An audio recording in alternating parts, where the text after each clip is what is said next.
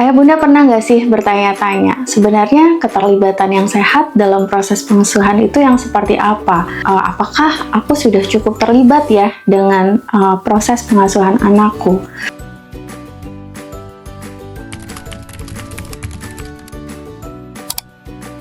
Halo ya bunda, perkenalkan saya Tiara, salah satu psikolog klinis anak remaja di Klik Psikolog. Hari ini kita akan membahas terkait dengan keterlibatan yang sehat dalam proses pengasuhan anak. Sebenarnya keterlibatan yang sehat itu tidak harus membuat ayah bunda selalu membersamai anak di setiap langkah. Namun ada beberapa hal yang mungkin perlu untuk menjadi perhatian supaya kita bisa terlibat secara sehat nih dalam keseharian anak. Ketika kita terlibat secara sehat dalam proses pengasuhan anak, kita memberikan ruang untuk anak melakukan eksplorasi secara bebas, namun tentunya tetap dengan pengawasan, dan kita juga memberikan ruang untuk anak mengekspresikan dirinya secara bebas. Namun memang dalam proses keterlibatan secara sehat, kita hadir sebagai pendamping. Jadi di sini kita memberikan arahan, namun tetap juga memberikan ruang untuk anak menyampaikan dirinya itu secara terbuka. Di sini kita sebagai orang tua itu juga menjadi sosok pendengar, kita menerima apa yang disampaikan oleh anak dan kita pun juga hadir membersamai prosesnya.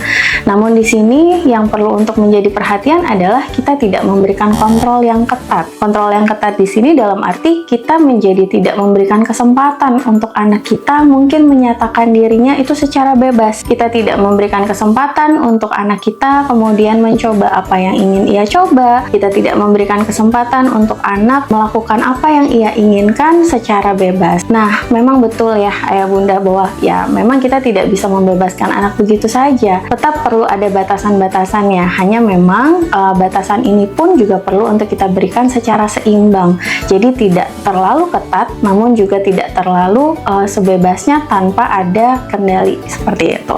Kenapa keseimbangan itu diperlukan? Karena ketika kita memberikan kontrol yang kaku, kontrol yang rigid, kita memberikan batasan-batasan yang memang sangat saklek tanpa memberikan ruang untuk anak melakukan eksplorasi dan mengekspresikan diri, itu membuat anak menjadi tidak mandiri. Kita tidak membangun kemampuan anak untuk menyelesaikan masalahnya sendiri, kita tidak membangun anak terbiasa untuk menghadapi hal-hal yang dirasa tidak nyaman baginya, sehingga ketika dihadapkan pada realita di luar sana yang mungkin tidak terprediksi, anak menjadi kebingungan. Anak akan menjadi bergantung dengan kita untuk bisa menyelesaikan masalahnya atau bergantung pada kita untuk melindunginya dari hal-hal yang membuatnya tidak nyaman. Ketika ayah bunda sudah bisa membedakan mana nih pengasuhan yang sifatnya hadir secara utuh dan memberikan kontrol penuh, maka pertanyaan berikutnya adalah bagaimana bentuk keterlibatan yang sehat dalam proses pengasuhan anak.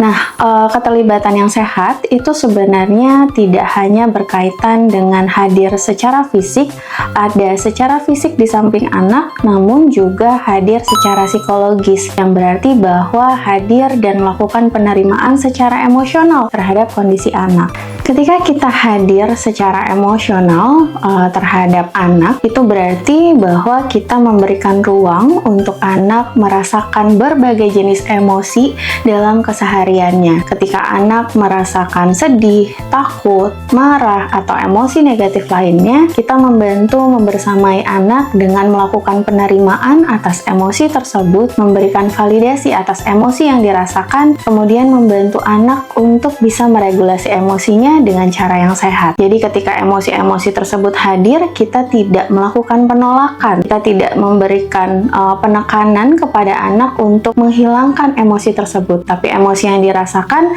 dirangkul, dibersamai, kemudian dibantu untuk diproses. Nah, hal ini akan membantu anak untuk merasa aman secara emosi, karena dia tahu ketika mereka merasakan emosi-emosi negatif, ada orang tuanya yang di sampingnya turut membersamai, turut mendampingi, dan memberikan support. Itu yang dimaksud dengan keterlibatan emosi. Ketika anak sudah merasa aman secara emosional, ada satu keterampilan yang kemudian juga akan sangat penting nih nih yang perlu untuk diperhatikan, yaitu keterampilan untuk kita mendengarkan tanpa menghakimi dan tanpa secara langsung memberikan nasihat. Jadi ketika menjalani keseharian, mungkin anak akan menghadapi permasalahan. Anak mungkin akan bercerita kepada kita terkait dengan apa yang membuatnya tidak nyaman, apa yang membuatnya merasa sedih, marah, takut, atau emosi negatif lain. Nah, ketika anak bercerita, penting untuk kita mendengarkan dulu dengan seksama, berikan perhatian penuh pada anak, dan ketika anak bercerita, maka kita perlu untuk memusatkan perhatian kita seutuhnya kepada anak. Jadi benar-benar hadir secara utuh. Minimalisir berbagai jenis distraksi. Mungkin yang sebelumnya sedang bekerja atau sedang melakukan aktivitas lain, perlu untuk di stop dulu, kita coba untuk dengarkan dulu dan berikan perhatian kita seutuhnya kepada anak. Mungkin memang betul ya ayah bunda bahwa ada situasi-situasi yang mungkin dirasa kurang tepat. Kita lagi sibuk melakukan hal lain, tiba-tiba anak bercerita, maka boleh untuk disampaikan terlebih dahulu, kira-kira ayah bunda butuh waktu berapa lama nih untuk menyiapkan diri. Ketika anak bercerita, boleh untuk ayah bunda coba untuk dengarkan dulu secara sesama, kemudian lakukan penerimaan dan validasi atas emosi yang dirasakan. Contohnya, ayah bunda bisa bilang, "Bunda tahu kamu pasti sedih ya menghadapi situasi seperti ini. Kamu pasti marah ya karena adikmu mengambil mainan kamu." Jadi, sampaikan dan berikan validasi atas emosi yang mereka rasakan. Kemudian, mungkin ayah bunda boleh untuk mencoba menggali sudut pandang anak itu seperti apa. Jadi kita tidak buru-buru untuk memberikan saran atau nasihat, kamu harusnya begini, kamu harusnya begitu. Karena itu akan meminimalisir emosi yang mereka rasakan. Anak akan merasa bahwa emosi mereka menjadi kecil dan tidak berarti. Padahal hal tersebut memang perlu untuk divalidasi dulu gitu, supaya anak merasa aman secara emosi, anak menjadi tenang secara emosi, dan akhirnya anak pun bisa untuk perlahan melihat situasi itu secara objektif dan mencari tahu sendiri apa solusi yang mungkin bisa untuk dilakukan. Dalam kondisi tersebut, orang tua tidak perlu sepenuhnya mengambil alih.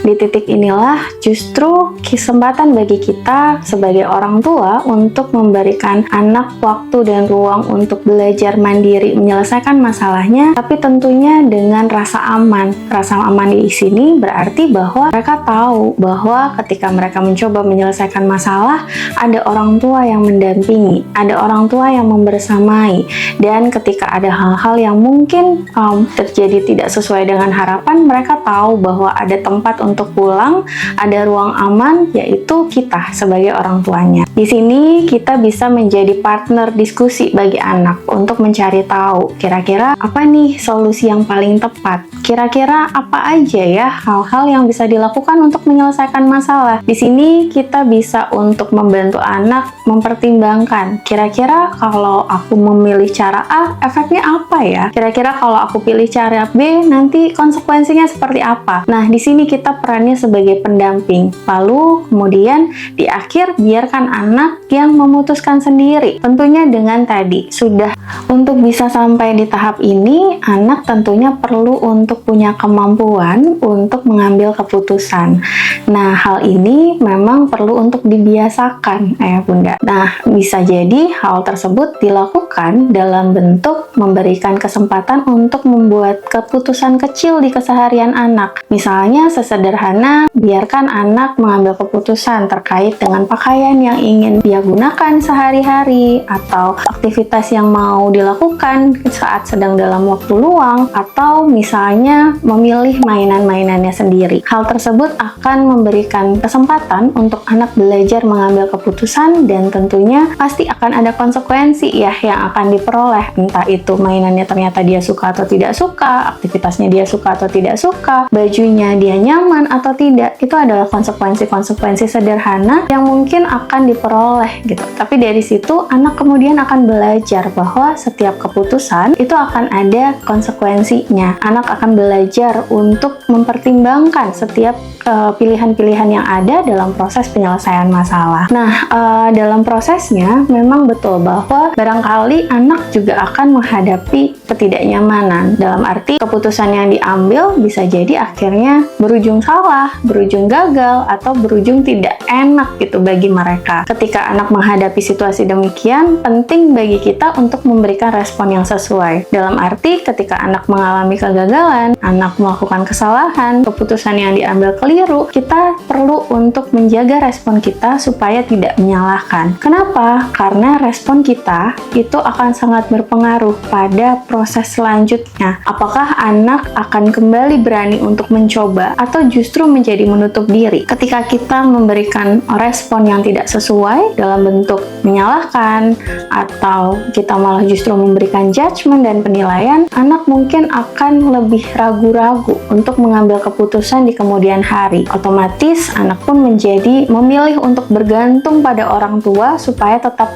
merasa aman, tetap merasa nyaman dan tidak memberikan respon negatif. Nah, ini akhirnya juga akan berdampak negatif ya ayah bunda pada kondisi sosial emosi dari anak, sehingga perlu untuk dijaga supaya respon yang kita berikan tetap adaptif dan anak akan berusaha untuk mencoba bertumbuh di kemudian hari. Menjadi orang tua bukan berarti selalu benar menguasai atau melindungi anak dari semua kesulitan-kesulitan yang mungkin dialami. Justru yang dibutuhkan anak adalah orang tua yang hadir tanpa menguasai, mendengarkan tanpa memberikan judgement, penilaian, kemudian memberikan ruang aman untuk anak mencoba menyelesaikan masalah secara mandiri tanpa membuat anak merasa ditinggalkan, dan menjadi ruang aman, ruang kembali untuk anak ketika anak mengalami kegagalan.